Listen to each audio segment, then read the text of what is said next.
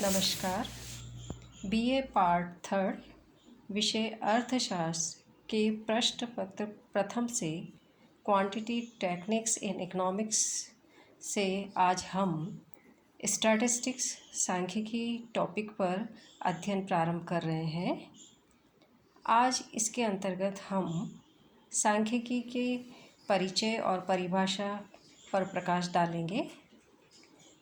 सबसे पहले हम सांख्यिकी को समझने के लिए सांख्यिकी का परिचय देखेंगे, उसके बाद में हम सांख्यिकी का अर्थ देखेंगे और उसके बाद में हम सांख्यिकी की परिभाषाएं देखेंगे।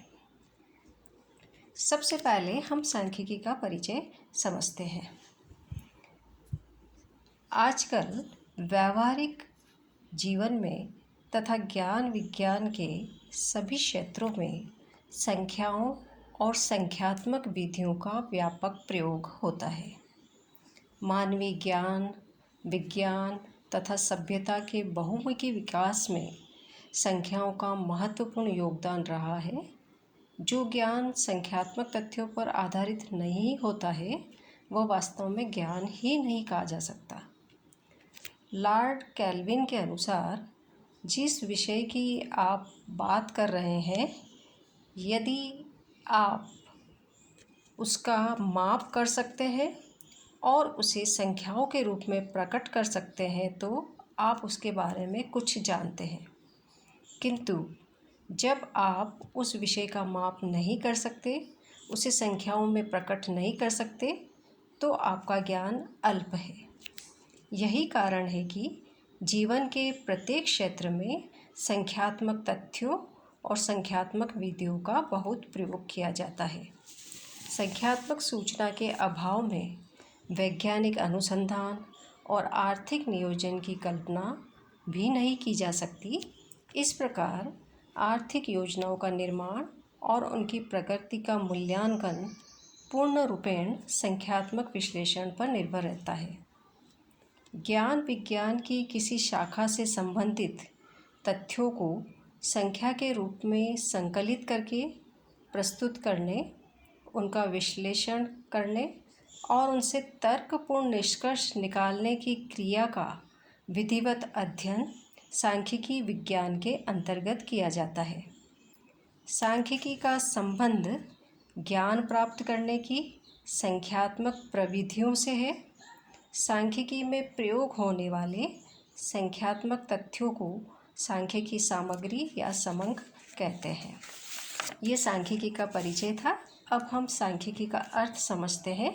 सांख्यिकी का अर्थ अंग्रेजी भाषा का शब्द स्टैटिस्टिक्स, लैटिन शब्द स्टेटस, इटालियन शब्द स्टैटिस्टा या जर्मन शब्द स्टैटिक से बना हुआ प्रतीत होता है।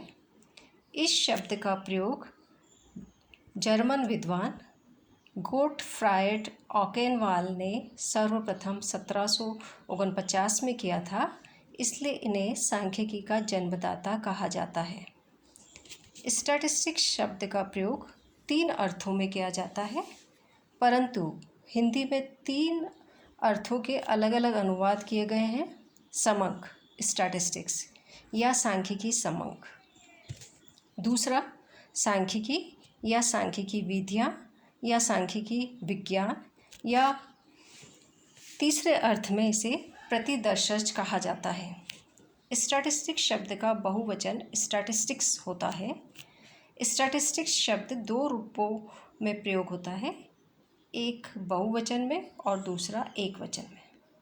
बहुवचन में स्टैटिस्टिक्स शब्द का अर्थ समंकों या आंकड़ों से है जो किसी विशिष्ट क्षेत्र से संबंधित संख्यात्मक तथ्य होते हैं। एक वचन के रूप में इसका अभिप्राय सांख्यिकी के विज्ञान से है, जिसमें आंकड़ों के संग्रह या विश्लेषण से संबंधित क्रियाओं का विधिवत अध्ययन होता है। अब हम सांख्यिकी की परिभाषा को समझने का प्रयास करते हैं। एक वचन के रूप में सांख्यिकी की परिभाषाओं को 2 प्रमुख भागों में बांटा जा सकता है। पहला है संकीर्ण परिभाषाएं और दूसरा है व्यापक परिभाषाएं। संकीर्ण परिभाषाएं इन परिभाषाओं को अपूर्ण एवं प्राचीन मत की परिभाषाओं के नाम से भी पुकारा जाता है। प्राचीन काल में सांख्यिकी विज्ञान राज्य विज्ञान के रूप में विकसित हुआ, अतः इन परिभाषाओं का क्षेत्र या तो राज्य विज्ञान तक ही सीमित रहा, जैसे गणना और माध्य, जो उस समय अधिक महत्वपूर्ण थी। यही कारण है कि ये परिभाषाएं संकीर्ण दृष्टिकोण का प्रतीक मानी जाती है। डॉक्टर बाउले ने सांख्यिकी की 3 परिभाषाएं दी है। पहली परिभाषा है सांख्यिकी गणना का विज्ञान है। दूसरी परिभाषा है सांख्यिकी को सही अर्थ में औसतों का विज्ञान कहा जा सकता है।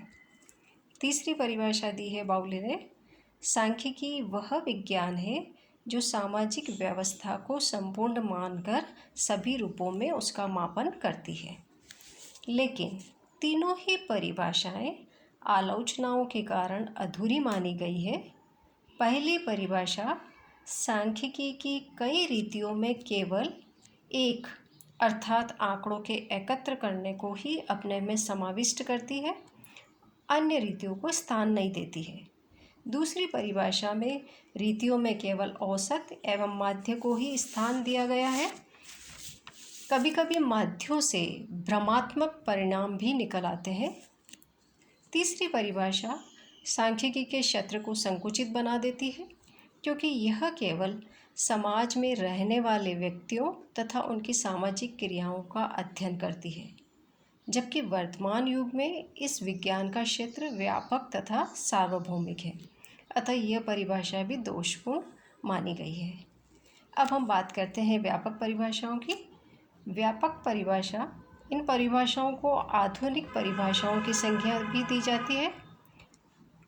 आधुनिक संख्याशास्त्री सांख्यिकी का क्षेत्र अत्यधिक व्यापक समझते हैं और इसमें अनेक सांख्यिकी रीतियों को समाविष्ट करते हैं। प्रोफेसर किंग के मतानुसार गणना अथवा अनुमानों के संग्रह के विश्लेषण के आधार पर प्राप्त परिणामों से सामूहिक, प्राकृतिक अथवा सामाजिक घटनाओं पर निर्णय करने की रीति को सांख्यिकी विज्ञान कहते हैं। सेलिकमैन के मतानुसार सांख्यिकी वह विज्ञान है जो किसी विषय पर प्रकाश डालने के उद्देश्य से संग्रह किए गए आंकड़ों के संग्रहण, वर्गीकरण, प्रदर्शन, तुलना और व्याख्या करने की रीतियों का विवेचन करता है। इन परिभाषाओं में विज्ञान की विभिन्न महत्वपूर्ण रीतियों का तो समावेश किया गया है, परंतु ये सांख्यिकी की प्रकृति को स्पष्ट करने में असफल रही है, इसलिए इन परिभाषाओं को भी पूर्ण नहीं समझा जाता है। बहुवचन के रूप में स्टैटिस्टिक्स शब्द की परिभाषा से तात्पर्य सांख्यिकी समग्र से है। कुछ प्रमुख परिभाषाएं इस प्रकार है। एल बाउले के अनुसार समग्र अनुसंधान के किसी विभाग में तथ्यों के संख्यात्मक विवरण हैं जिन्हें एक दूसरे से संबंधित रूप में प्रस्तुत किया जाता है। दूसरी परिभाषा है प्रोफेसर आकेनवाल के अनुसार राज्य से संबंधित दोनों प्रकार के ऐतिहासिक और विवरणात्मक महत्वपूर्ण तथ्यों का संग्रह समंक है। तीसरी परिभाषा बहुवचन के रूप में दी गई है, प्रोफेसर यूल तथा प्रोफेसर कैंडाल की है। समंकों से तात्पर्य उन आंकड़ों से है जो पर्याप्त सीमा तक अनेक प्रकार के कारणों से प्रभावित होते हैं। एक वचन और बहुवचन दोनों ही परिभाषाओं को देखने के बाद अब हम सांख्यिकी की उपयुक्त परिभाषा पर प्रकाश डालते हैं। सांख्यिकी की परिभाषा में अर्थशास्त्र की तरह भारी मतभेद है। विभिन्न विद्वानों ने अपने अपने दृष्टिकोण से सांख्यिकी के विभिन्न पहलुओं को महत्व देते हुए भिन्न भिन्न परिभाषाएं दी है।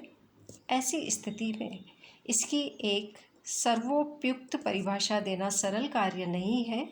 फिर भी इन सभी परिभाषाओं के विवेचन से स्पष्ट मूल तत्वों जैसे सांख्यिकी की प्रकृति, विशेष सामग्री, उद्देश्य एवं सांख्यिकी रीतियों का उपयुक्त परिभाषा में समावेश किया जा सकता है।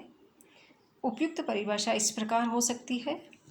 सांख्यिकी एक विज्ञान और कला है जो सामाजिक, आर्थिक, प्राकृतिक व अन्य समस्याओं से संबंधित समंकों के संग्रहण, वर्गीकरण, सारण्यन, प्रस्तुतिकरण, संबंध स्थापन, निर्वचन और पूर्वानुमान से संबंध रखती है ताकि निश्चित उद्देश्य की पूर्ति हो सके। धन्यवाद।